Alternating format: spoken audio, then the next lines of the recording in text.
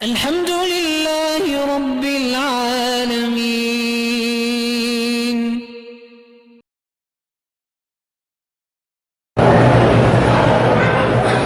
کعبہ کا ماڈل بنا کر احرام باندھ کے طواف کرایا جائے، یعنی کینیا میں کسی ماڈل بنایا سکھاتے ہیں طواف کرنا، بہتر ہے کہ نہ بنائیں، ایسے پھر رواج بڑھ جائے گا، ہر جگہ کعبہ بن جائے گا۔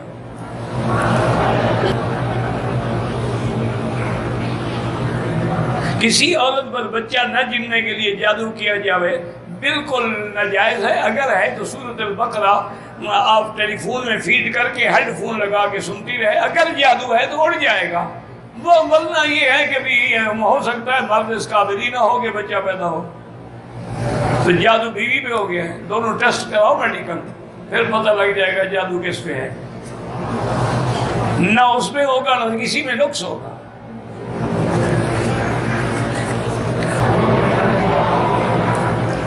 شادی سے پہلے اس پر 2-3 بار اثر ہو گیا تھا، یہ سارے اثر جھوٹ ہیں، کوئی اثر نہیں ہوتا۔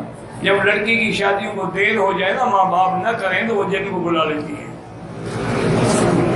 اس کی شادی کر دو جن نکل جائے گا، جب بھوت مل جائے گا جن بھاگ جائے گا۔ شیعہ لڑکی سے نکاح نہ کریں،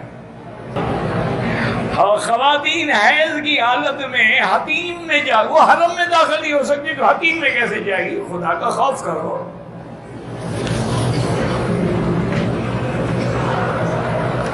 وہ اللہ کے حرم میں دروازے سے اندر نہیں آ سکتی تو کعبے کے پاس جا کے کیسے دعا کرے گی؟ داڑھی منڈانے والے کے پیچھے نماز ہوتی ہے؟ بالکل نہیں ہوتی، کیونکہ داڑھی منڈانے والا فاسق و فاجر ہو جاتا ہے، نہ اس کو اذان دینے کی اجازت ہے نہ امام بننے کی اجازت ہے۔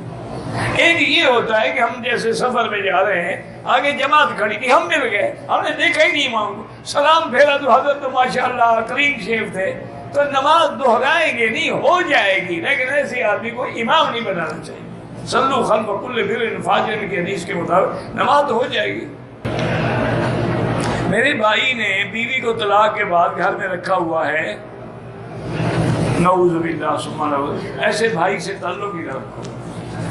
جو طلاق، اگر 3 طلاقیں ہیں، 1 طلاق ہے گھر میں رکھا ہوا ہے تو ٹھیک ہے۔ کچھ دوست تاش کھیلتے ہیں، منع کیا تو کہتے ہیں کہ یہ کھیل منع نہیں، بالکل حرام ہے، لاہو الحدیث ہے۔